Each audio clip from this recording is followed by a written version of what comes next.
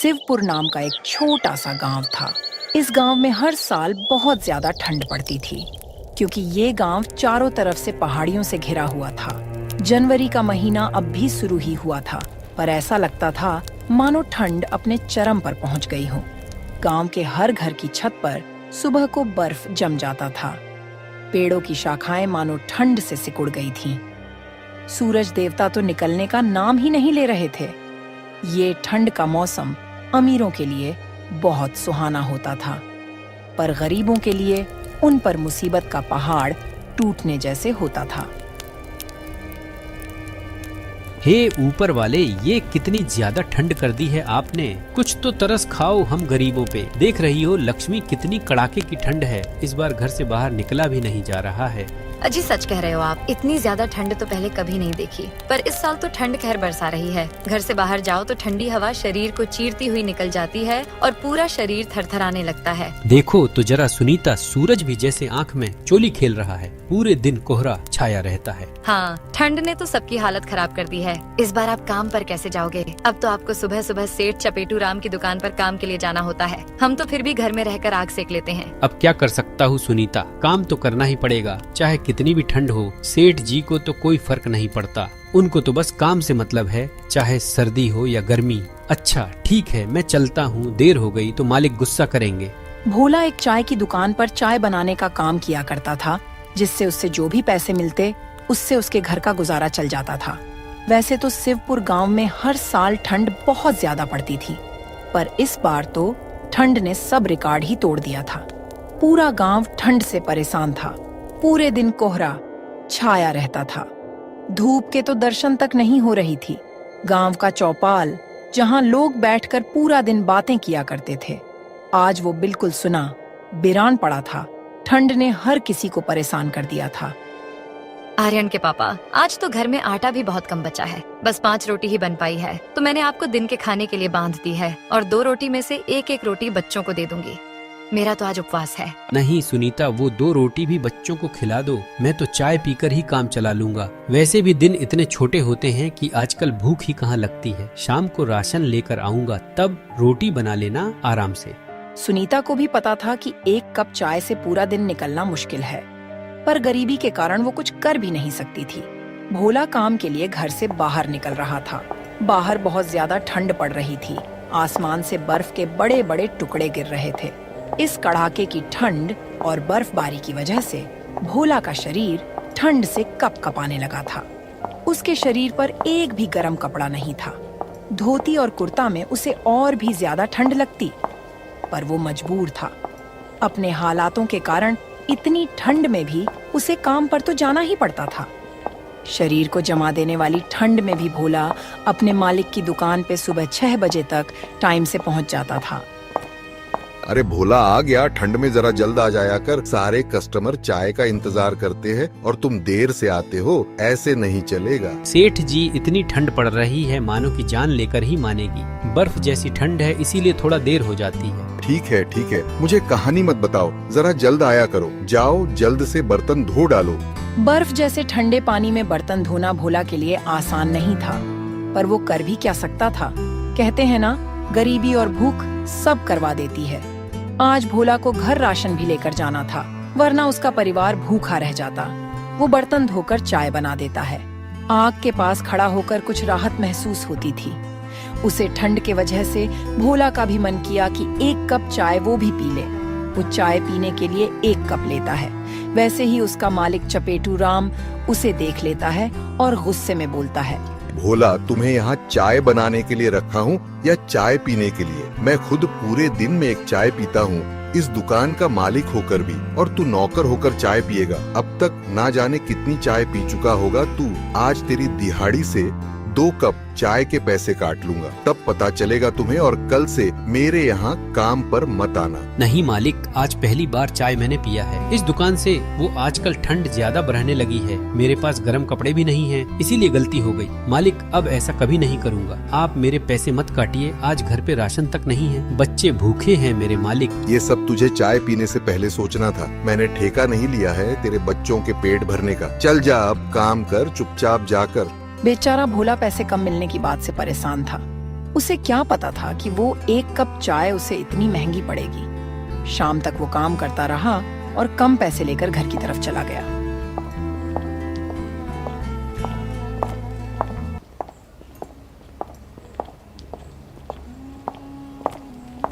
उसने कुछ पैसों से घर का राशन लिया और घर आ गया। भोला अपने घर पहुंचता है तो उसकी पत्नी सुनीता उससे कहती है, अजी क्या बात है, आप इतने परेशान क्यों लग रहे हो? और ये राशन भी इतना कम ले आए हो? इससे तो बस एक हफ्ते ही काम चल पाएगा।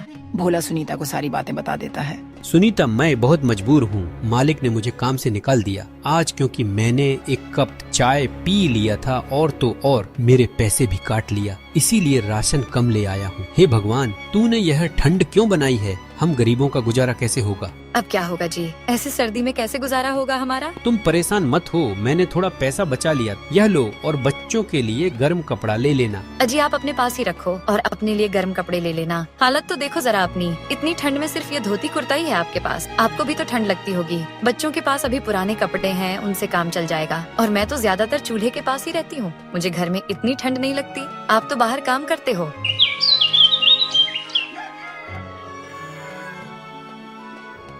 भोला बाजार जाकर अपने लिए एक गर्म चादर खरीद कर ले आया।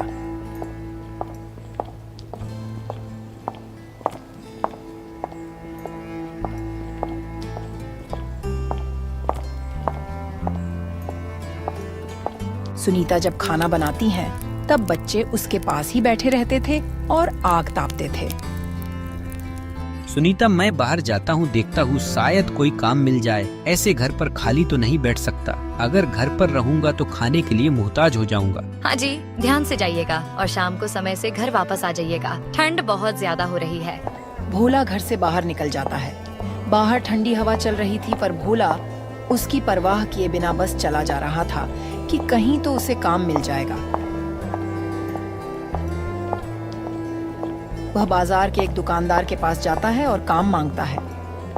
भैया जी, क्या आपके पास कुछ काम मिल जाएगा क्या? कोई भी काम दे दो, मैं सब करने के लिए तैयार हूँ। अरे नहीं भाई, कुछ भी काम नहीं है तुम्हारे लिए अभी। वैसे ही सर्दी की वजह से काम ठप पड़ा है आजकल। भोला ने कई जगह काम ढूंढा पर उसे कोई काम नहीं मिला।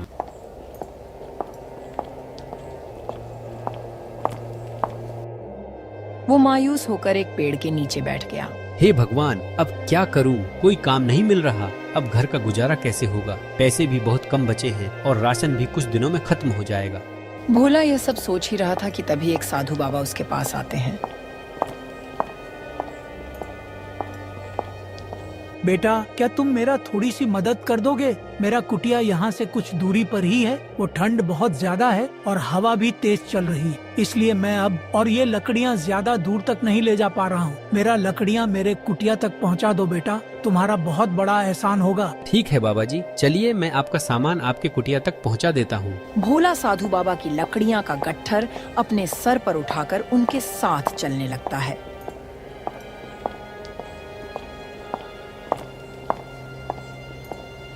कुछ दूर जाने के बाद साधु महाराज की कुटिया तक पहुंचता है। लीजिए साधु महाराज, आपका कुटिया आ गया। क्या आप यहाँ अकेला रहते हैं? यहाँ तो बहुत ठंड लग रही है। हाँ बेटा, मैं यहाँ अकेला रहता हूँ। मैं इसी कुटिया में तपस्या करता हूँ। यहाँ बहुत ठंड लगता है, इसीलिए लकड़ी लाने गया था। बस एक मेरी गाय रानी मेरे साथ रहती है, पर अब मैं इसका भी ठीक से ख्याल नहीं रख पाता हूँ। अच्छा बाबा, अब आप आग जलाकर आराम करें और कुटिया को गर्म रखें। ठंड बहुत ज्यादा है। मैं अब चलता हूँ, मेरे बच्चे घर पर इंतजार कर रहे होंगे।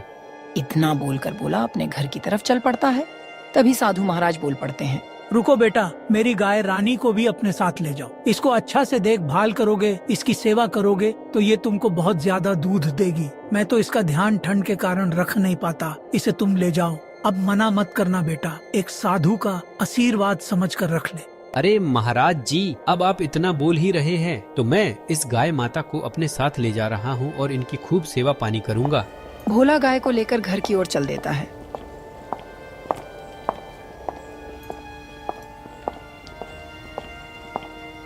अजी ये गाय कहाँ से लेकर आए हो? भोला सुनीता को सारी बातें बता देता है। सुनीता, अब से ये हमारी गाय माता हैं। और इनकी सेवा की जिम्मेदारी भी हमारी है। तुम जाकर खाना बनाओ, तब तक मैं गाय माता के लिए कुछ हरी घास लेकर आता हूँ। हो सकता है इन्हें रात में भूख लगेगी। तुम तब तक एक बाल्टी पानी पीला देना गाय माता को। भोला गाय के लिए चारा लाने जंगल जाता है।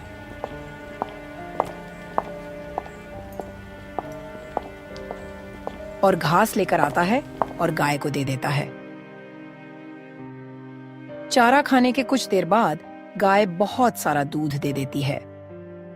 देखो सुनीता, हमारी गाय ने कितना सारा दूध दिया है। ये सच में कमाल की गाय है। इतना सारा दूध तो हम पी भी नहीं पाएंगे। लाइए, पहले मैं कुछ दूध की चाय बना देती हूँ, फिर पूरा परिवार आज साथ बैठकर गर्मा गर्म दूध पीकर ही सो जाएंगे, क्योंकि घर में ज्यादा राशन नहीं बचा है। फिर उस दिन भोला का पूरा परिवार गाय माता के दूध से अपना पेट भर लेते हैं और सब आराम से सो जाते हैं।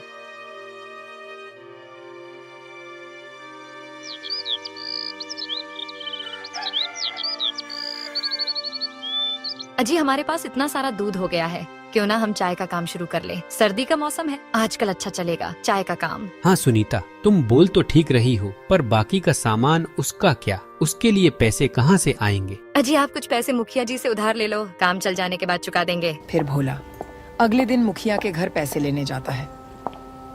मुखिया बहुत ही अच्छा और दयालु इंसान था। भोला उसके घर जाकर बोला, मुखिया जी, वो मुझे आपसे कुछ काम था। अगर आप कुछ पैसे उधार दे देते तो बड़ी मेहरबानी होती। अब से मैं चाय का काम शुरू करने जा रहा हूँ, उसी के लिए चाहिए थे। देखो भोला, मैं जानता हूँ कि तुम एक ईमानदार और सच्चे इंसान हो, इसलिए मैं तुमको बिना किसी चीज को गिरवी रखे पैसे दे दूंगा। फिर मुखिया भोला को पैसे दे देता है। भोला पैसे लेकर घर आ जाता है।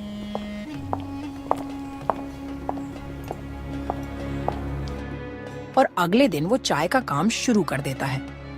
भोला इतनी अच्छी चाय बनाता है कि सब उसकी चाय के दीवाने हो जाते हैं। लगता था गाय माता के दूध से बनी चाय में कुछ जादू था। जो चाय पीता बस उसी चाय के गुण गाने लगता। इस तरह जो भी भोला की चाय पीता वो रोज उसकी दुकान पर आने लगा। अब भोला का चाय का काम बहुत तेजी से चलने लगा। उसकी दुकान पर चाय पीने वालों की लंबी लाइन लगने लगी। ये सब देखकर सेठ चपेटू राम को उससे जलन होने लगी। ये ससुरा तो बड़ा चालाक निकला। मैंने इसे काम से निकाल दिया तो इसने खुद की दुकान खोल ली। इसे तो सबक सिखाना ही पड़ेगा। सेठ चपेटू राम कुछ गुंडों को अपने पास बुलाता है और उनको भोला को परेशान करने के लिए पैसे देता है। ये ले लो पैसे और जाकर भोला को मजा चखा दो। उस भोला की इतनी हिम्मत कि मुझसे बराबरी करने की सोच रहा है। 2 कौड़ी का आदमी था और 2 कौड़ी का ही रहेगा। बड़ा आया सेठ बनने। गुंडे भोला की दुकान पर जाकर उसे धमकी देते हैं। फिर वो गुंडे भोला की दुकान की चाय पीने के लिए मांगते हैं। क्योंकि ठंड का मौसम था, भोला उन्हें चाय दे देता है। उसके बाद चाय पीकर वो भी उसकी चाय के दीवाने हो गए। गाय माता के दूध में ही कुछ जादू था। जो उस दूध की चाय पीता वो चाय के दीवाने हो जाते। वो गुंडे उसकी चाय की तारीफ करते हैं। अरे वाह भोला भाई, क्या चाय पिलाई है तुमने। अब कोई जरूरत नहीं है हफ्ता देने की, बस रोज 1 कप चाय पिला दिया करो। फिर वो गुंडे खुश होकर वापस सेठ चपेटू राम के पास जाते हैं और उल्टा चपेटू राम को पीटने लगते हैं। अरे भगवान, अरे मूर्खों, मुझे क्यों पीट रहे हो? मैंने तो तुम्हें भोला को डराने धमकाने के लिए पैसे दिए थे। छोड़ो मुझे। ये लो तुम्हारे पैसे सेठ, और आज के बाद अगर भोला भाई को परेशान करने का सोचा भी तो हमसे बुरा कोई नहीं होगा, समझे सेठ? ऐसा बोलकर वो गुंडे सेठ को उसके पैसे वापस देकर वहाँ से चले जाते हैं और सेठ को उसके किए का फल मिल जाता है। भोला की दुकान अच्छी चलने लगती है और वो अपने परिवार के साथ खुशी खुशी रहने लगता है।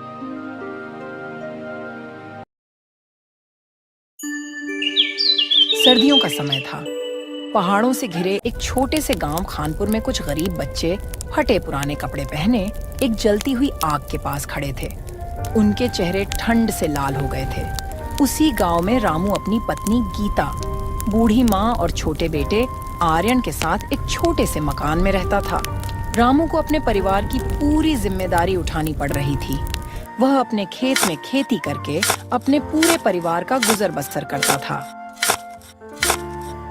माँ ये आग कब तक जलती रहेगी? लकड़ियाँ तो खत्म हो गई हैं। बेटा जितनी लकड़ियाँ थीं सब इस्तेमाल हो चुकी हैं। अब मेरे समझ में नहीं आ रहा है कि मैं क्या करूँ, सभी लकड़ियाँ खत्म हो चुकी हैं। माँ मेरे हाथ सुन्न हो रहे हैं और मुझे बहुत जोर से ठंड लग रहा है। आजा मेरे पास बैठ, मेरी साड़ी में छिप जा। तेरे पापा अभी कुछ उपाय करते होंगे और तुम्हारी बूढ़ी दादी की भी ठंड से तबीयत खराब हो रही है।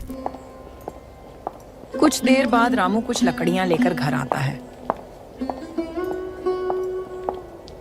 गीता, यह लो कुछ लकड़ियाँ, इसे जल्द से जला दो और माँ को भी बुला दो और सभी लोग इसे जलाकर हाथ पैर सेक लो। बाहर बहुत ठंड है, सभी की हालत खराब है। धन्यवाद पिताजी, ये ठंड तो जैसे जान लेकर ही मानेगी। ऐसी बात नहीं है, मैं हूँ ना, इस ठंड से बचने के लिए कुछ न कुछ अच्छा करूँगा। तब तक तुम आग ताप लो। पिताजी यह ठंड तो अमीरों के लिए खुशियों का मौसम होता है, लेकिन ये ठंड गरीबों के लिए तो काल बन गई है। हाँ बेटा, तुम सही कह रहे हो, लेकिन हम कर भी क्या सकते हैं।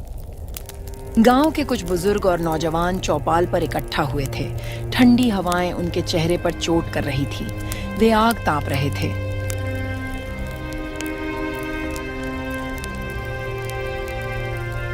इस साल की ठंड ने पिछले सारे रिकॉर्ड तोड़ दिए हैं। लोग तो कह रहे हैं कि अगले 2 दिन और भी ज्यादा मौसम खराब होंगे। लेकिन बाबूजी, सरकार ने जो कंबल देने का वादा किया था वो अभी तक किसी ने नहीं दिया। सरकार तो वादा हर साल करती है पर कभी नहीं निभाती। हमें खुद ही कुछ करना होगा। मेरे तो बच्चे भी भूख से बिलख रहे हैं। ठंड में काम पर जाना भी मुश्किल हो गया है। खेतों में सब बर्फ जम गया है। लगता है कोई बड़े शहर जाकर मदद मांगनी पड़ेगी। बेटा, शहर जाकर कुछ फायदा नहीं होगा। सुना है कि शहर के लोग बहुत निर्दयी होते हैं। यहाँ गांव में रहोगे तो हम एक दूसरे की मदद करके ठंड का मौसम को टाल सकते हैं और अपना जीवन यापन कर सकते हैं। माँ क्या कल भी हमें ऐसे ही ठंड में रहना होगा? पता नहीं बेटा, शायद भगवान हमारी सुन ले। माँ मुझे बहुत भूख लगी है, कुछ खाने को दे दो। शाम तक इंतजार कर ले बेटा, शाम को तुम्हारे पापा कुछ खाने को लाएंगे। गीता इतना कहते ही उसके आंखों में आंसू आ जाते हैं। यह सब रामू सुन लेता है। रामू ठंड से कांपता हुआ पास के जंगल में लकड़ियां तलाशने निकलता है। ठंडी हवाएं उसकी हड्डियों तक पहुंच रही थीं।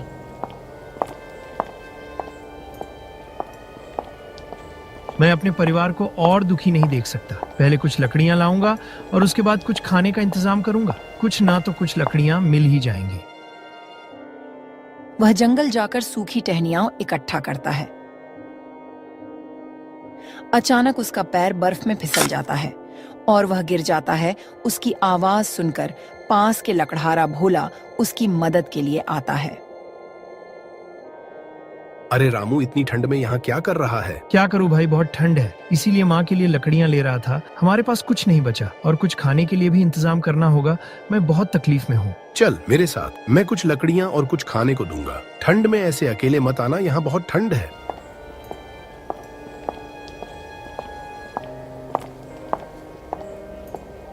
भोला रामू को कुछ लकड़ियां और खाने को देता है।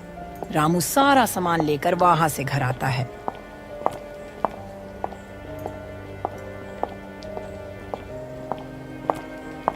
पिताजी कुछ खाने को लाए हैं क्या? बहुत जोर की भूख लगी है। हाँ बेटा, मैं भला तुम्हें भूखा रहने दूंगा क्या? ये लो और आपस में मिल बांट कर खा लो।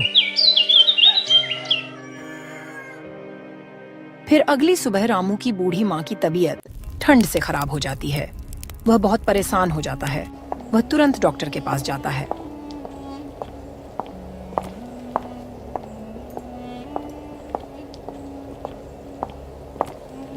डॉक्टर साहब, आप जल्दी से चलिए मेरे घर, मेरी माँ की तबीयत बहुत खराब है। डॉक्टर रामू के घर तुरंत आता है।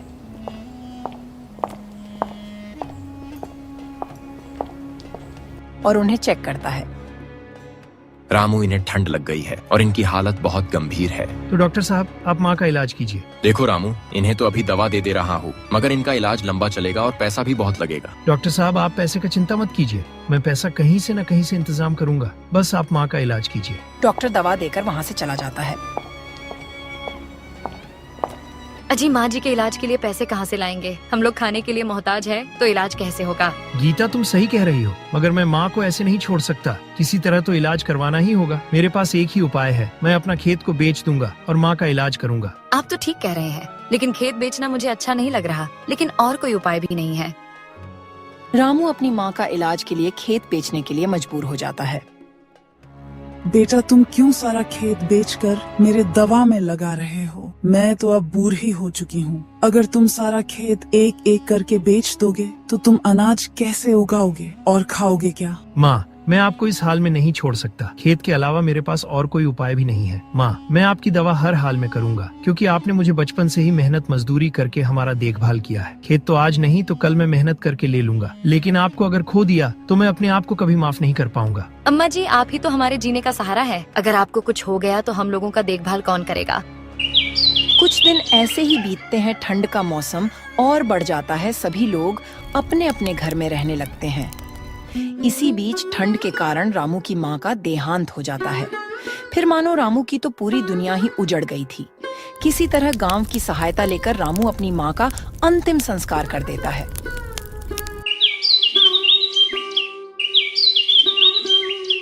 अब रामू की स्थिति पहले से भी और दयनीय हो गई थी। वह दोनों पति पत्नी अपना जीविका चलाने के लिए पास के ही गांव में एक सेठ जी के यहाँ काम करने लगते हैं। उससे जो कुछ भी मिलता वह दोनों पति पत्नी अपने बेटा आर्यन के साथ उसी में गुजर बसर करने लगते हैं। ठंड कुछ ज्यादा ही हो रही थी और तो और इस बार तापमान कुछ ज्यादा ही गिर गया था, जिसके कारण ठंड बहुत जोरों से अपनी कहर ढा रही थी। खानपुर के लोग बहुत कम ही अपने घरों से बाहर निकलते थे। लोग ठंडी के कारण बहुत परेशान हो गए थे। सर्दियाँ बहुत बढ़ गई हैं और हमारे लिए गर्म कपड़ा भी नहीं है। और आर्यन को तो देखो, उसके पास एक भी स्वेटर नहीं है। हाँ भाग्यवान, तुम सही कह रही हो। हमें जल्द कुछ करना होगा। हे भगवान, ये तेरी कैसी लीला है। इस साल तो ठंड कुछ ज्यादा ही पड़ रही है, जिसके कारण सेठ जी के यहाँ काम करने में मुझे बहुत दिक्कत आती है और हाथ पैर भी सुन्ना हो जाते हैं। घर से बाहर निकलने का तो मन ही नहीं करता। चलो, आज सेठ जी के यहाँ काम पर जाने का समय हो गया है। मैं चलता हूँ, नहीं तो सेठ जी बहुत गुस्सा करेंगे। ठीक है, आप अपना ध्यान रखिएगा। बाहर बहुत ठंड है। रामू तेज ठंड में सेठ के यहाँ काम करने के लिए निकल जाता है। बेटा, तेरे पापा तो काम के लिए निकल गए और अब मैं भी अपने काम पर जाती हूँ, नहीं तो मालकिन बहुत गुस्सा करेंगी। समय पर खाना खा लेना और घर से बाहर मत निकलना, बाहर बहुत ठंड है। गीता इतना कहकर अपने काम पर चली जाती है। उसकी मालकिन स्वभाव की थोड़ी चिड़चिड़ी और कठोर थी। वह सामने ही आग के पास खड़ी थी और बाकी के नौकरों की डांट लगा रही थी। तभी गीता को देखकर मालकिन बोली, गीता, तुम काम पर इतने देर से क्यों आ रही हो? मेरे बाकी के नौकर अपना काम शुरू भी कर चुके हैं।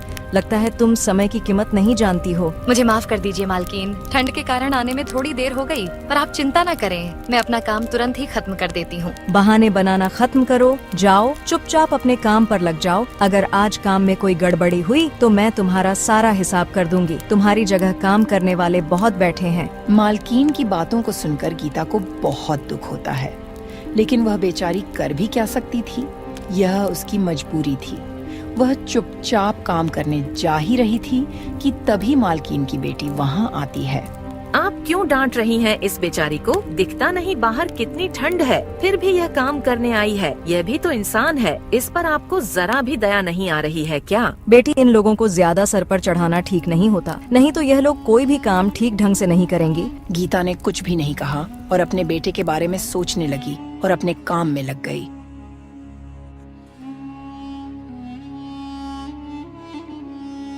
उधर रामू ठंड में कांपते हुए सेठ जी के खेत पर मजदूरी कर रहा था। सेठ मजदूरों पर बहुत कड़ी निगरानी रखता था। अरे ओ रामू, काम ठीक से कर, ठंड के बहाने आराम मत कर। तुम लोग काम कम करते हो और पैसा पूरा लेते हो। अगर आज मेरा काम पूरा नहीं हुआ तो मैं तुम लोगों को 1 रुपया भी नहीं देने वाला। नहीं सेठ जी, मैं तो पूरी मेहनत कर रहा हूँ। ठंड बहुत ज्यादा है, इसीलिए हाथ पैर सुन्न हो रहे हैं, लेकिन आप चिंता मत कीजिए, मैं आपका पूरा काम करके ही जाऊंगा। सुबह से काम करते करते रामू के हाथ पैर ठंड से अकड़ चुके थे और थकान उसके चेहरे पर साफ नजर आ रही थी, लेकिन उसे अपनी पत्नी और बच्चे की बहुत फिक्र हो रही थी, इसलिए वह इतनी ठंड में भी जी तोड़ मेहनत कर रहा था। हे भगवान, ये तू किस जन्म का बदला ले रहा है? इतनी ठंड में भी काम करना पड़ रहा है, और अगर मैंने इस काम को छोड़ दूं तो सेठ जी मुझे काम से निकाल देंगे और फिर मैं घर कैसे चलाऊंगा? शाम हो चली थी। रामू की पत्नी गीता घर पर रामू का इंतजार कर रही थी। इधर रामू झटपट किसी तरह काम निपटाकर घर लौटने की सोच रहा था, लेकिन तभी सेठ ने कहा, ओ रामू सुन, आज ये काम पूरा करके ही जाना। अगर थोड़ा सा भी काम छूटा तो समझ लेना आज तेरी नौकरी गई। जी सेठ जी, आप जैसा कहें। रामू यह कहकर फिर काम पर लग जाता है। वह बेचारा कर भी क्या सकता था, मजबूरी उससे यह सब करवा रही थी। उधर खानपुर गांव में ठंड से सभी का बुरा हाल था। लोग घरों से बाहर नहीं निकलते। उनका सहारा एक आग ही था। गांव का चौपाल जहां लोग अक्सर बैठकर बातें किया करते थे, अब वहां सुना बिरान पड़ा था। उसी दिन शाम में गांव के कुछ लोग चौपाल पर इकट्ठा हुए। उनमें से एक आदमी बोला, इस बार ठंड बहुत भयानक है। अगर हम सब मिलकर कोई उपाय नहीं करेंगे तो कई लोग इस ठंड के चपेट में आ जाएंगे। हमें जंगल से और लकड़ियां लानी होगी और हर घर में अब आग जलाने की व्यवस्था करनी होगी। लेकिन इस ठंड में जंगल तक जाने की हिम्मत कौन करेगा? ठंड इतनी ज्यादा है कि हाथ पैर सुन पड़ रहे हैं। जंगल में सूखी लकड़ियां ढूंढने में भी बहुत समय लग जाएगा। डरने से कुछ नहीं होगा, हमें एक दूसरे की मदद करनी होगी। अगर हमने ठंड के आगे हार मान ली तो गाँव के कई घरों के चूल्हे हमेशा के लिए बुझ जाएंगे। फिर वे लोग निर्णय लेते हैं। सब लोग मिलकर जंगल से लकड़ियां लाकर सभी के घरों में आग जलाएंगे, जिससे सर्दी से बचा जा सके। दिन ढल चुका था। रामू अपना काम खत्म करके सेठ जी के पास जाता है और कहता है, लीजिए सेठ जी, मैंने आपका सारा काम निपटा दिया। सेठ जी, मुझे कुछ पैसे चाहिए थे, मेरे बेटे के लिए सर्दी के कपड़े लेने थे। अरे रामू, अभी तो महीना पूरा होने में कुछ दिन बाकी है और तुमको पैसा अभी चाहिए। कुछ दिन और इंतजार करो, फिर पैसा मिलेगा। सेठ जी, मेरे बेटे के पास ठंड का एक भी कपड़ा नहीं है। हम पति पत्नी तो कैसे भी ठंड झेल लेंगे, लेकिन वह तो अभी बच्चा है, वह इस ठंड को नहीं सह सकेगा। सेठ जी, इसलिए मुझे आप कुछ पैसे दे दीजिए, मुझे उसके लिए स्वेटर खरीदना है। फिर सेठ रामू को कुछ पैसा दे देता है। उसके बाद रामू अपने बेटे के लिए एक सुंदर सा स्वेटर ले लेता है और अपने घर ले जाता है। घर जाते जाते उसे रात हो जाती है।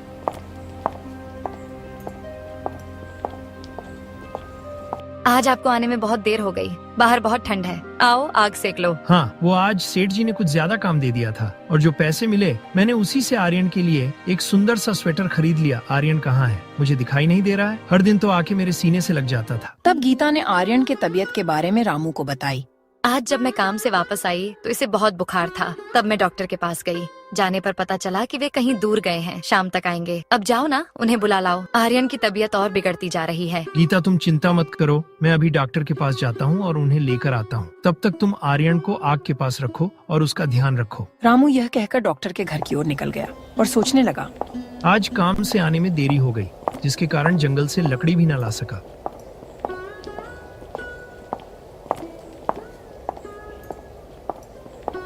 रामू डॉक्टर के घर पहुंचा और सारी बातें कह सुनाई और तुरंत डॉक्टर को साथ लेकर घर की ओर चल पड़ा। रामू चारों ओर से चिंताओं से घिरा उस भयानक ठंड वाली रात में बिना रुके चला जा रहा था। डॉक्टर साहब को मैं अपने साथ ले आया हूँ। गीता, तुम चिंता मत करो। आर्यन की आंखें बंद क्यों है? डॉक्टर साहब देखिए ना, आर्यन अभी थोड़े देर से कुछ भी नहीं बोल रहा है और आंखें भी नहीं खोला है। डॉक्टर साहब, आप जल्दी मेरे बेटे को देखो ना, क्या हुआ है, क्यों नहीं बोल रहा है? आप घबराइए नहीं, मैं इसे देखता हूँ क्या हुआ है।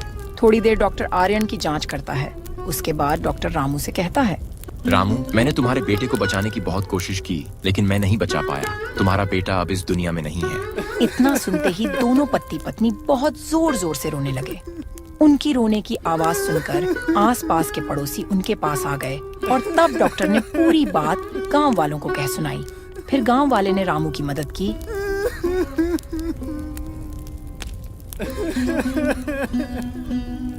और रामू और गीता अपने कलेजे पर पत्थर रखकर अपना जीवन गुजर बसर करने लगते।